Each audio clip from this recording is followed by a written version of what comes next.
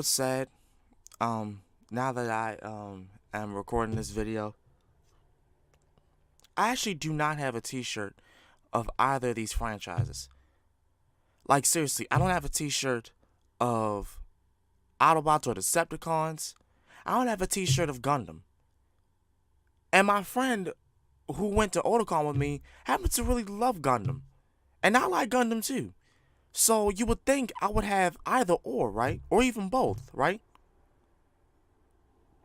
Something's gotta change. But anyway, what is going on, y'all? It is yours truly, The Real Sakurai. And before my freaking nose acts up again, we're gonna be doing another reaction of Death Battle. And this is gonna be Transformers versus Gundams. Optimus Prime versus Gundam. Just Gundam. Don't even mention, you know, which type of Gundam he's gonna fight, but whatever. Let's get on into this.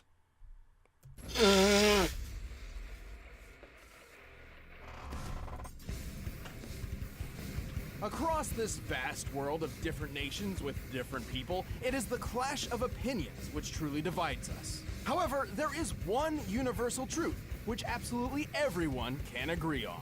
Giant robots are freaking awesome! Yes. Like Optimus Prime, the original G1 Transformer. And the RX-78-2, the original Mobile Suit Gundam.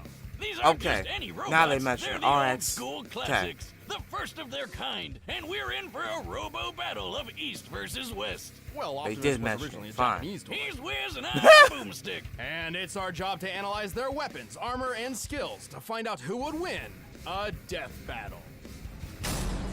Yeah, who would win that? I don't know. Millions of years ago, on a distant planet called Cybertron, a great unrest grew between two factions of robotic beings, the Decepticons and the Autobots. With little warning, they found themselves entangled in civil war.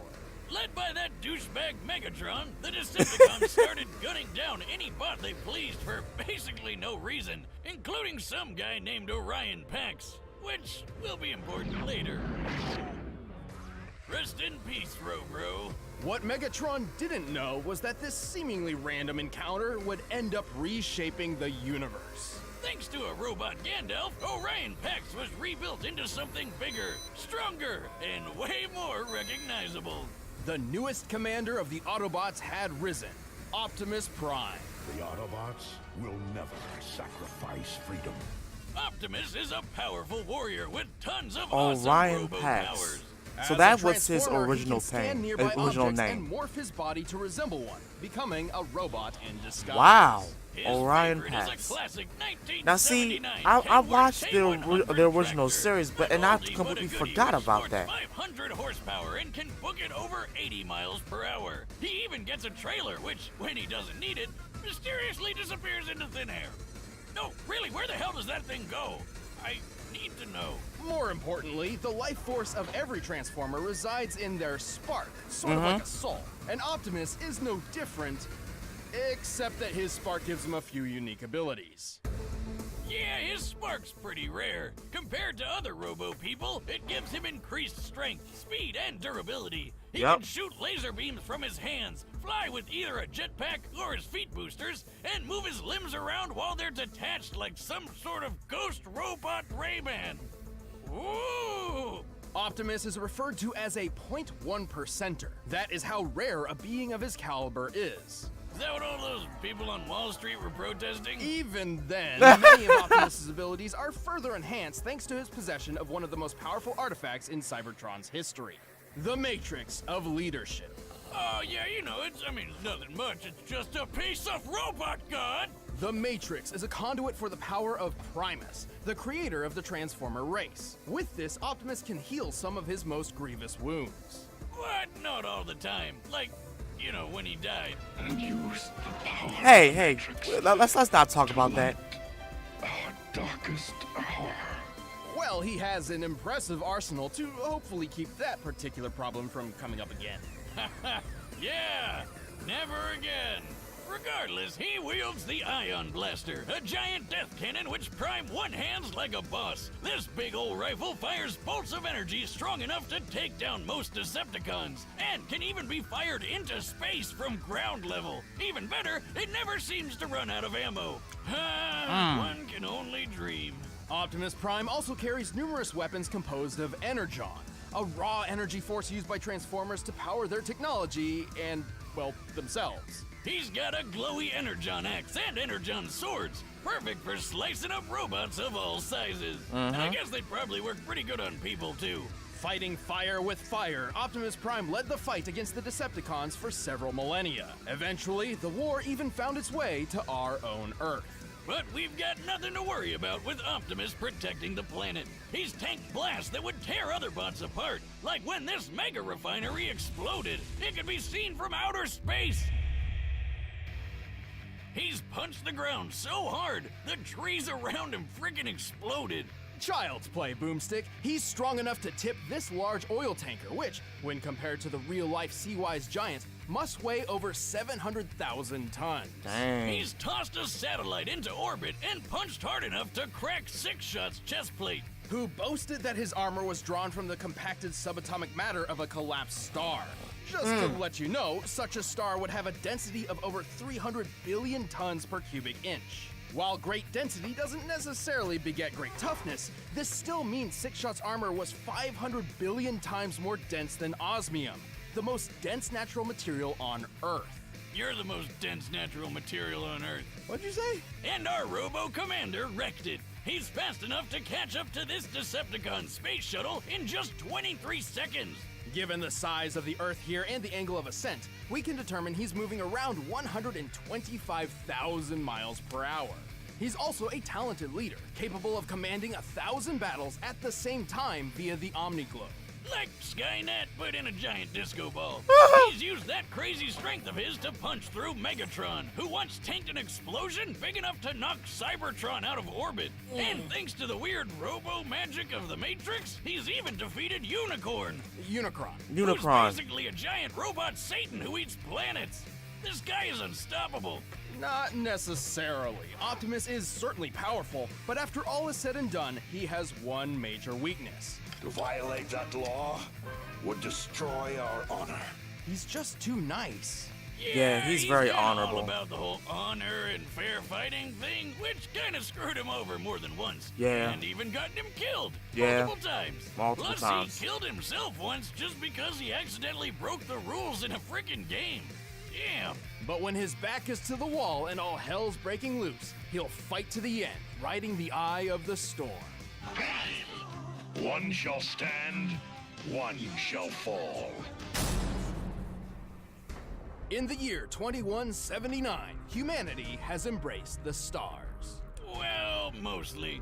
Right. After a somewhat united humanity expanded across the solar system, the ideologies between those on Earth and those in space began to drift apart. Yep. A new space-noid republic, the Principality of Zeon, arose to challenge the Earth Federation.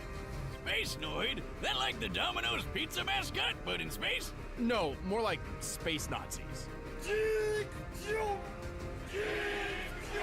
Oh. Yep. I guess it's no surprise that they started a war by gassing a populated space colony and dropping the whole thing on the planet.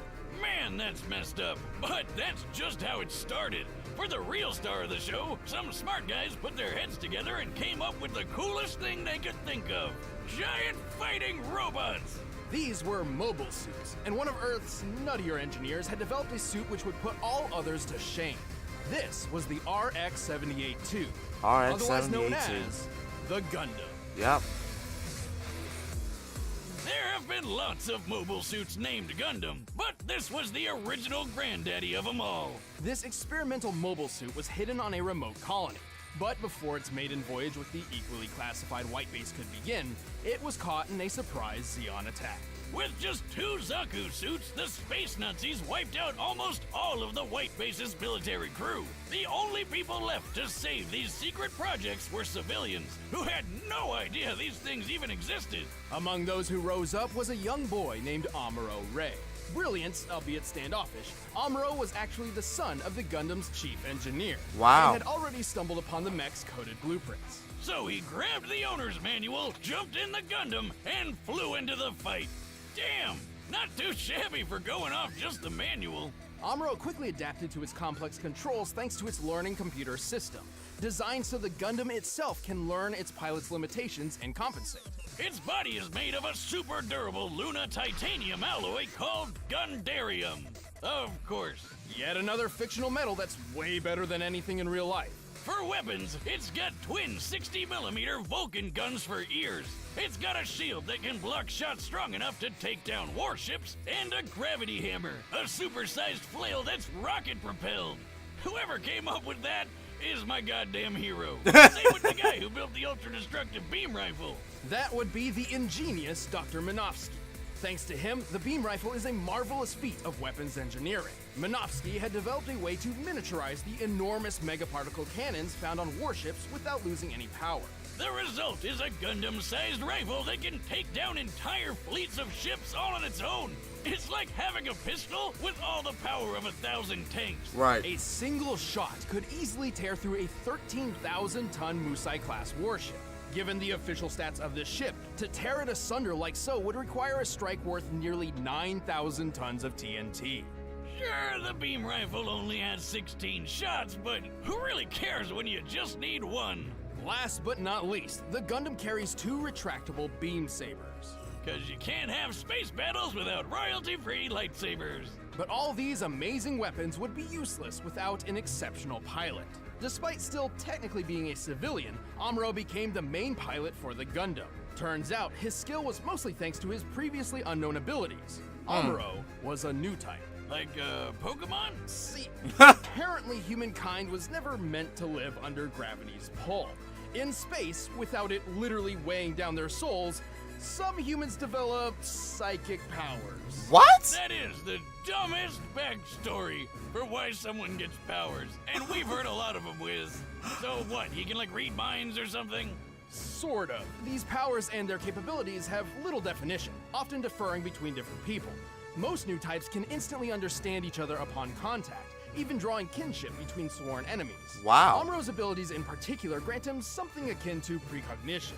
He can predict exactly what will happen on the battlefield and where his enemies will be, and can capitalize on it if he reacts fast enough. That's How crazy. could he possibly predict I'd attack from the other side? That's crazy. He shot down targets too fast for the eye to see and navigated his friends through a collapsing fortress with no casualties. By the end of the war, his own reflexes were pushing the limits of the Gundam itself. A magnetic coating was added to the Gundam to compensate, reducing the suit's friction and increasing its speed by 27%. Over 14 years of military service, Amuro became a legendary pilot. He even learned how to use these super fast funnel guns with his psycho powers. Speaking of speed, the Gundam is comparable to the red Zaku piloted by Amuro's rival Char, which is 3 times faster than the standard green model. During the first large-scale battle with mobile suits, a Zaku flew through the battlefield in 7 seconds.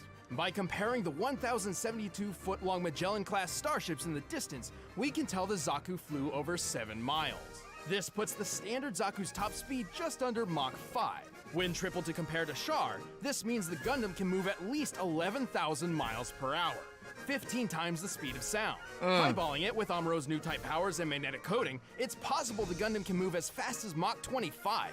Though anything over that would put it dangerously close to re-entry speeds, which its chassis cannot survive on its own. The Gundam is strong enough to lift and throw this goofy mobile suit, and tough enough to power through a magnetic field that's 7,200 degrees Fahrenheit. It survived plenty of really big explosions, including a detonating asteroid and a nuclear blast which wrecked Amuro's home colony. I bet it could wipe out damn. the space Nazis all on its own. It nearly did. Amuro and his Gundam were instrumental to the war effort. It doesn't matter how much the Gundam was burned. It would always stand up, dispel the fear, and fly. That's the reason why people would want to have giant mech robots mainly like Gundams, because they know it can do work. Same thing with me. That shit can do work, especially in once war. and for all. But first, let me transform your eating habits. Alright, let's go. Time for a death battle.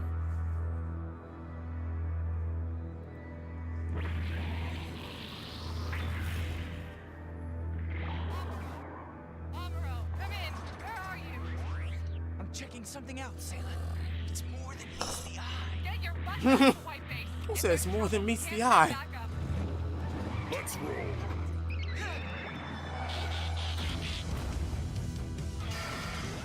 It's an enemy monster! I told you.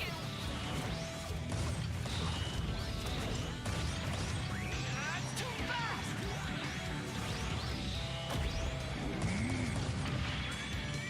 There you are.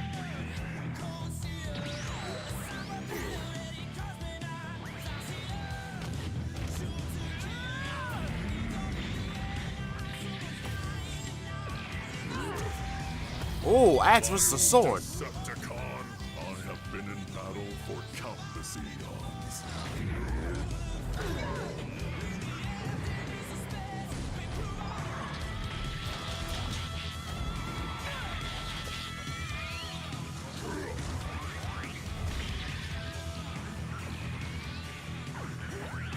Hold up, Optimus. Why would you assume that he's a Decepticon? You could assume that, but he doesn't have the emblem on either parts of his body. Oh shit! Are we gonna have a lightsaber battle? No? Okay.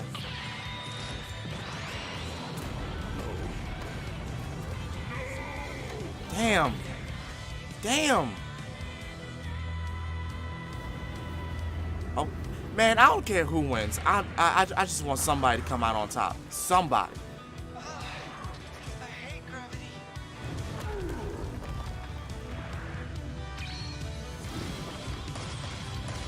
Jeez.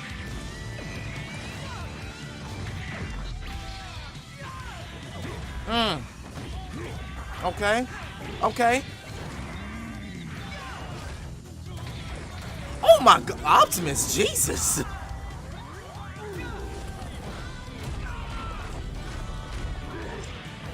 Optimus. Bro, Optimus is whooping ass. Okay. Oh, that was close. Oh my God. Stop that. I'm just bad. I must stand, so you shall fall. Oh, he just unleashed the Matrix. Oh my God.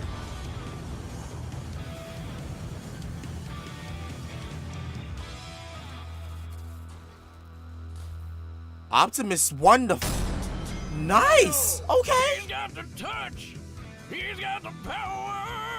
The Gundam was an impressive machine, and Amuro was a skilled pilot, but Optimus's millions of years of battle experience completely Yeah, true, overshadowed true, Amuro's true, 14. true, Also, true, we already true. know that Optimus was over 6 times faster and 9,000 times stronger. Yeah, Holy yeah. hell! Who knew Optimus was so freaking buff?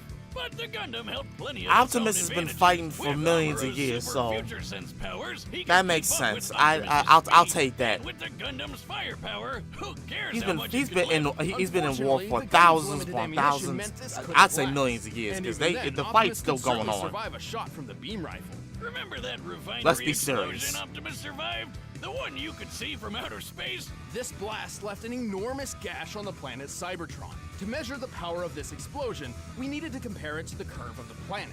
Now, Cybertron's size is pretty inconsistent throughout G1 Transformers history, but even when using the alternating sizes between the cartoon and the comics, the blast is far more destructive than the beam rifle in both cases. And Optimus just walked right out of that bitch. And this isn't some weird outlier just out of the comics either. In the cartoon, Megatron survived a blast that pushed Cybertron out of orbit. And he's pretty comparable to Optimus. To be fair, the Gundam boasted some impressive durability feats too. Like when Amuro accidentally blew up a Zaku's nuclear reactor right in his own face. Hey, give him a break. It was his first time. This explosion created a hole in the space colony which sucked out Amuro's father. Whoops. On the bright side, he's gonna save some money on Father's Day gifts, right? And with his heightened mind, we deduced the scope of the explosion. It's over 150,000 kilotons of TNT. That's 10,000 times more powerful than the bomb that dropped on Hiroshima, but still nowhere close to the refinery explosion Optimus survived. Also, the Gundam couldn't dodge Optimus's ion blaster forever. It was fast enough to strike targets in orbit from ground level. That puts its laser speed over 3 million miles per hour. Even when he knew it was coming, Plus it's Amuro limitless, couldn't react so quick enough to dodge or block yeah. anything that fast. And even then, Optimus's time in the Omni-Globe proves he can think way faster than Amuro. And just to blow your mind even more, in order to obliterate Unicron with the Matrix, the energy output must have equaled more than 40 Yoda-tons of TNT. Like the Yeah, Star Wars I game. forgot all about that. And That's you know how what they Unicron say, got destroyed. Size matters not, especially when Optimus has defeated opponents. Optimus as is big the as GOAT. Devastator. The Gundam was a powerful mobile suit with some astonishing firepower, but was ultimately outmatched by the Autobots' strength, speed, durability, and experience. I'd say Optimus was primed for this fight. The winner is Optimus Prime. Yep.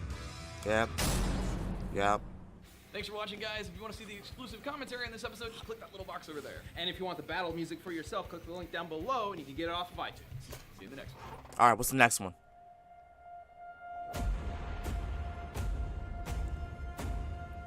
Live action death battle.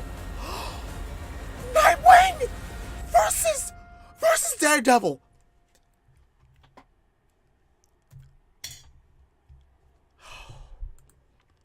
Calm down. Calm the hell down, Joseph. I know you're a fan of Nightwing. Let's calm down. Nightwing versus Daredevil. And it's a live action death battle. Holy shit. Holy shit. I gotta find my Nightwing shirt. Aside from all that, I hope you guys enjoyed this video. If you guys did, like, comment, subscribe. Share this video with a like. Don't care. As such, this has been me, the real Sakurai, and I need to hyperventilate real quick. I need to gain my I can't talk. I'll see y'all later. I'll see y'all later. Peace.